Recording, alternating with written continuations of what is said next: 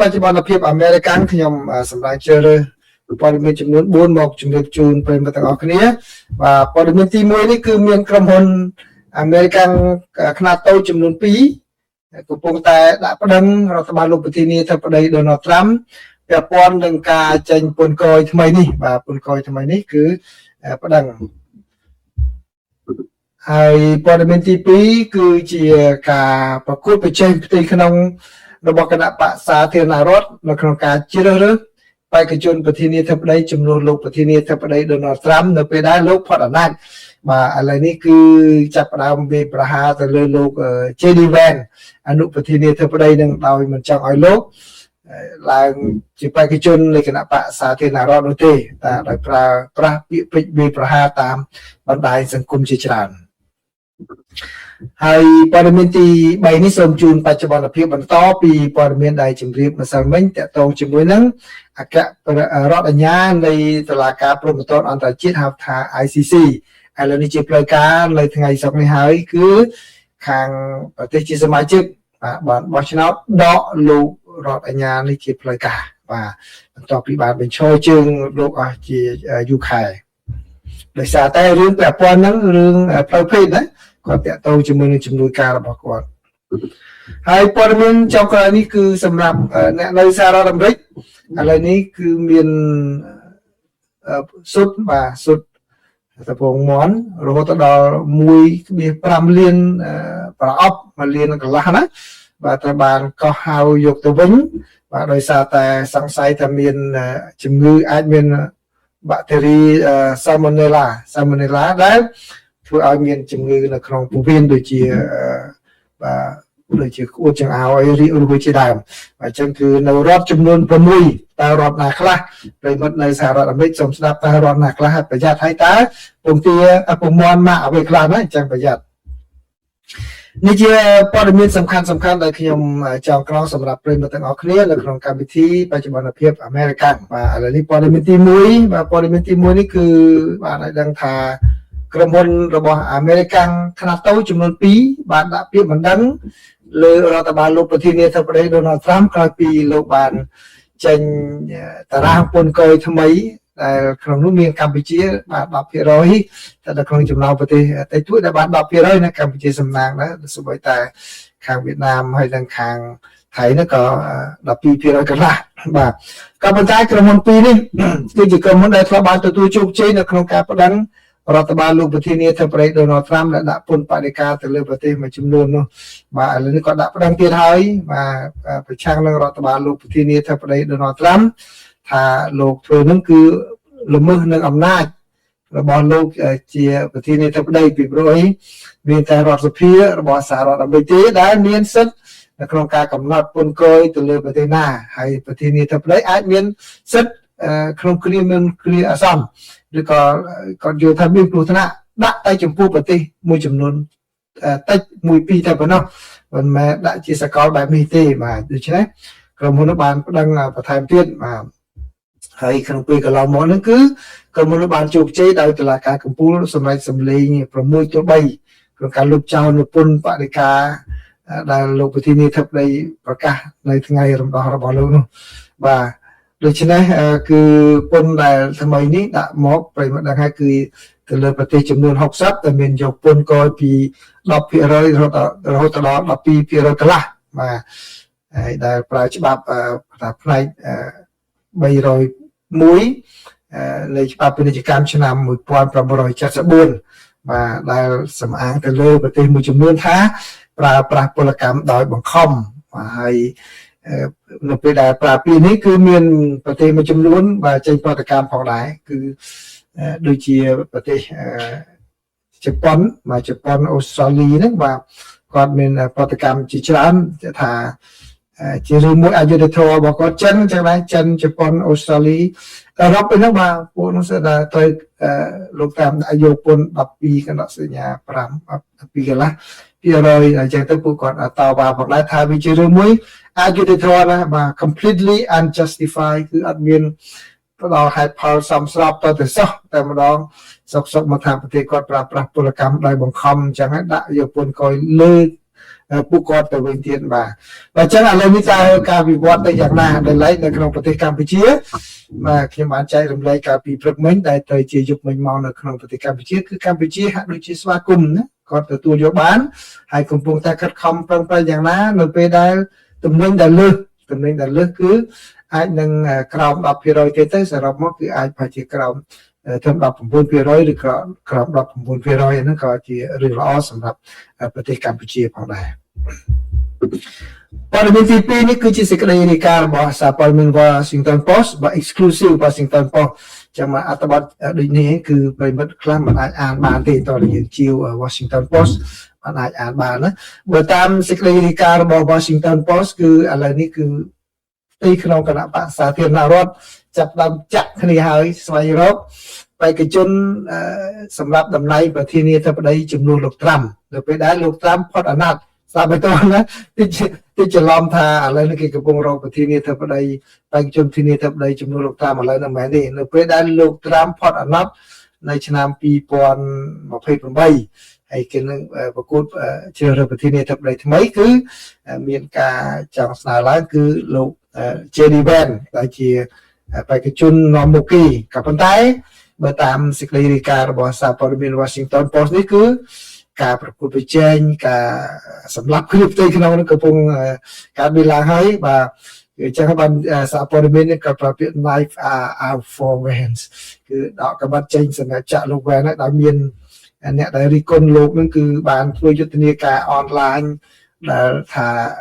no Vance គ្មានទេលោក Vance អត់ស័ក្តិសមជាបេក្ខជនប្រធានាធិបតីនៃគណៈបក្សសាធារណរដ្ឋនោះទេបាទមានការរិះគន់បាទតាមបណ្ដាញសង្គមនឹងច្រើនណាបាទដោយប្រៀបធៀបលោកថាមិនស័ក្តិសមជាមនុស្សនៅគុំដែលមិនកោចំហច្បាស់លាស់បាទมันអាចនឹងធ្វើការដោយលោកត្រាំបានទេបាទច្រើនណាគឺក្នុងពេលដែលពេលវេលាសម្រាប់ជ្រើសរើសប្រធានាបេក្ខជនប្រធានាធិបតីរបស់គណៈបកហ្នឹងគឺនៅសល់តែជាង2ឆ្នាំទៀតឯណោះតែឥឡូវនេះគេចាប់ផ្ដើមសម្លឹងរកមើលសក្តានុពលបេក្ខជនណាមានសក្តានុពលហើយបើយោងតាមសារព័ត៌មាន Washington Post នេះឲ្យដឹងថាក្រុមយុទ្ធសាស្ត្ររបស់លោក Vance ក៏គេបានដឹងអំពីបញ្ហានោះផងដែរហើយឥឡូវនេះកំពុងតែតាមដានមើលការធ្វើប្រតិកម្មតាមបណ្ដាញសង្គមនានាហ្នឹងក៏ប៉ុន្តែពួកគេហាក់ដូចជាមិនផ្ដល់សារៈសំខាន់ប្រមាណទេទៅលើមតិរិះគន់នានាដែលបានផ្សាយតាមបណ្ដាញសង្គមហើយពួកគេបាននិយាយថាការដែលរិះគន់ខ្លះហ្នឹងអាចនឹងធ្វើឲ្យលោក Vance កាន់តែខ្លាំងទៅវិញទេនៅក្នុងការដែលលោកត្រៀមខ្លួនសម្រាប់ចូលបោះឆ្នោតបឋមជាបេក្ខជនគណៈបក្សសាធារណរដ្ឋរបស់គេនោះបាទសំខាន់ជាងគេគឺអ្នកដែលរិះគន់ចេញមកពីថាក្រុមអភិរក្សនិយមនៅក្នុងគណៈបកដែលមើលឃើញថាលោកត្រាំគឺពិតជាបានធ្វើតាមគោលនយោបាយក្រុមអភិរក្សនិយមបានយ៉ាងខ្ជាប់ខ្ជួនដែលឡែកលោក Vance លោកមិនធ្វើបានទេរហូតដល់មានអ្នកខ្លះបង្កើតព័ត៌មានថាការសម្រេចចិត្តគោលនយោបាយមួយចំនួនរបស់លោក Vance ហ្នឹងគឺពេលដែលស្នើទៅលោកត្រាំគឺលោកត្រាំទាត់ចោលតែម្ដងដូច្នេះបានន័យថាក្នុងផ្នត់គំនិតរបស់លោក Vance នោះគឺមានផ្នត់គំនិតដែលមិនអភិរក្សនិយមតាមអ្វីដែលជាខ្លឹមសារដើមរបស់គណៈបក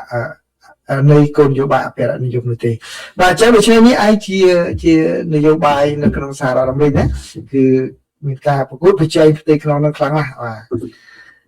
ឥឡូវនេះព័ត៌មានទី3គឺជាសេចក្តីរាយការណ៍របស់ទីភ្នាក់ងារសារព័ត៌មាន AP បាទរបស់អាមេរិក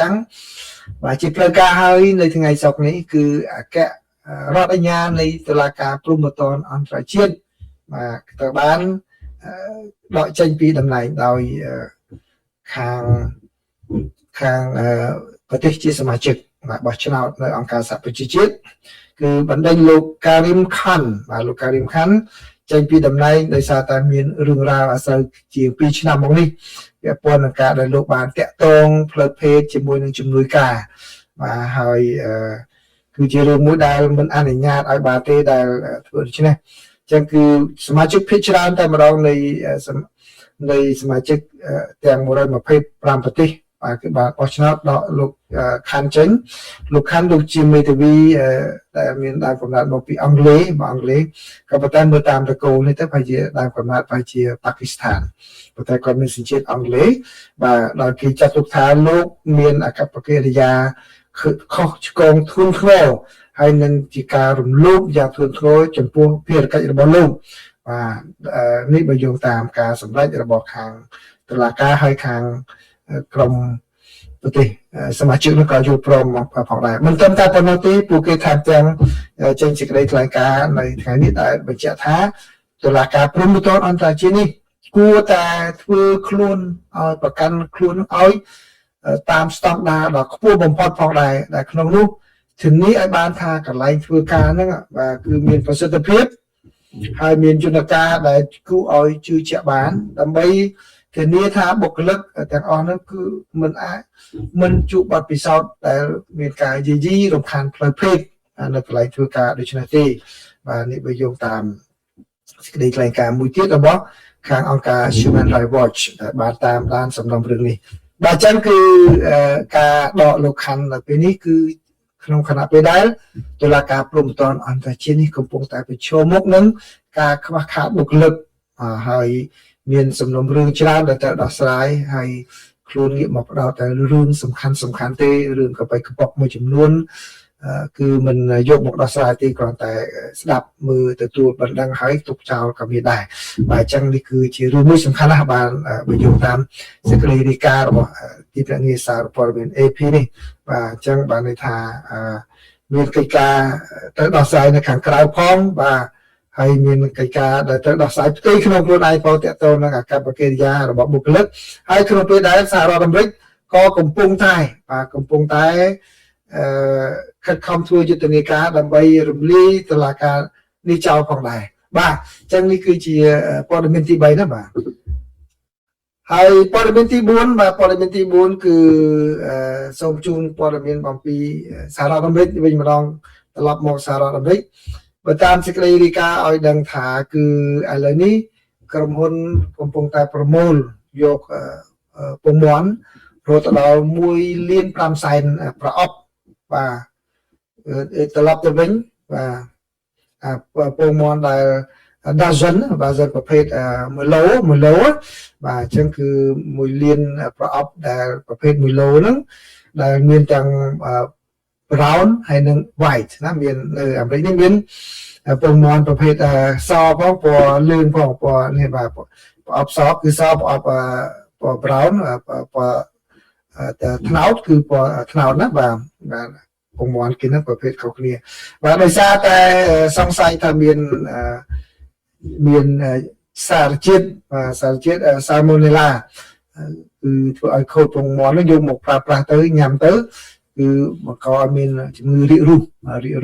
ជំងឺពោះវៀនបាទអញ្ចឹងគឺនៅក្នុងរដ្ឋចំនួន6បាទជាដែលគេដកចេញពីកន្លែងហាងលក់អាហារគឺមាននៅរដ្ឋ Texas ចាំពេលនៅរដ្ឋ Texas សូមពិនិត្យមើលផងណារដ្ឋ Texas មានចូលក្នុងបញ្ជី Louisiana ក៏ក្នុងបញ្ជី Oklahoma នៅក្នុងបញ្ជីនឹងដែរ Arkansas ក៏ក្នុងបញ្ជី New Mexico Mississippi បាទហើយនឹងទីតាំងក្រុមហ៊ុន Kroger នៅក្នុងរដ្ឋ Texas និង Louisiana ក៏ដូចជាហាងលក់ទំនិញតូចៗដទៃទៀតបាទដែលលក់ទំនិញនេះបើយោងតាមរដ្ឋបាលចំណីអាហារនិងឱសថដែលបានចេញផ្សាយឲ្យដឹងបាទហើយនៅក្នុងការបរិច្ឆេទនៃប្រអប់ពងមាន់នោះគឺគេដាក់ថាសូមលក់ពងមាន់នេះដែលមានការបរិច្ឆេទពីថ្ងៃទី20ខែកក្កដារហូតដល់ថ្ងៃទី17ខែសីហាអញ្ចឹងទៅមើលប្រអប់ដែលទិញមកណាបើសិនជានៅក្នុងប្រអប់របស់យើងហ្នឹងគឺមានការបរិច្ឆេទប៉ុណ្ណឹងហើយនៅក្នុងរដ្ឋដែលខ្ញុំបានជម្រាបហ្នឹងគឺគួរតែប្រយ័ត្នប្រយែងហើយម៉ាកយីហោដែលទៅពិនិត្យមើលពីដែលទិញហ្នឹងគួរតែជៀសវាងហ្នឹងគឺមានម៉ាក Kroger Simple Truth Berkshire Country Morning ហើយនឹង Sun Ups បាទក៏ដូចជាផលិតផលស៊ុតមួយចំនួនទៀតផងដែរអញ្ចឹងគឺបើតាមការហ្នឹងគឺ បាក់តេរីប្រភេទ Salmonella នេះគឺជាបាក់តេរីឆ្លងមួយដែលអាចបង្កឲ្យមានជំងឺរាគរូសបាទជំងឺក្អួតចង្អោរជំងឺក្តៅខ្លួនហើយនឹងឈឺកាពះឈឺពោះវៀនចុកពោះចុកអីហ្នឹងបាទអញ្ចឹងដូច្នេះនេះជារឿងបញ្ហាសុខភាពមួយទៀតដែលប្រិមិត្តត្រូវប្រយ័ត្នប្រយែងផងដែរបាទអញ្ចឹងសូមអរគុណប្រិមិត្តច្រើនណាស់ដែលបានចូលមកទទួលយកការចែករំលែកព័ត៌មានរបស់ខ្ញុំនេះបាទខ្ញុំមិនបាននៅយូរទេព្រោះមានកិច្ចការរវល់គេកំពុងតែមកដែរប៉ុន្តែសូមមុននឹងលាសូមគោរពប្រិមិត្តមួយចំនួនដែលបានចូលមកគឺរតនៈនៅវ៉ាអរគុណរតនៈទុំមរិកខេមបាទជំរាបសួរសុភិរំបាយុចូលក្រៅគេណាផតភួនកម្មបាទសុធារីឡុងរៀមវិឡាច័ន្ទចំណាក់បាទអ្នកបងពុធីបាទហើយនឹងបងប្រុសជំរាបសួរលោកសុផាណាជំរាបសួរហងចន្ទាជំរាបសួរមួយលោកគ្រូសុជាតិក៏ឆ្លៀតចូលបានដែរសៀងហាក់សៀងមកជំរាបសួរបាទរនេបាទជំរាបសួរសុកខារ៉ាម៉ាក់បាទជំរាបវគ្គខុំមកថនអ៊ីវជំរាបសួរវុទ្ធាំងជំរាបសួរកាន់សអូបាទហើយតើបាទណាអូខេបាទចឹងអរគុណប្រិមត្តចាណាដែលបានចូលមកទទួលយកការចែករំលែកព័ត៌មានរបស់ខ្ញុំនៅក្នុងកម្មវិធីបច្ចុប្បន្នភាពអាមេរិកបាទសូមអរគុណសូមជម្រាបលា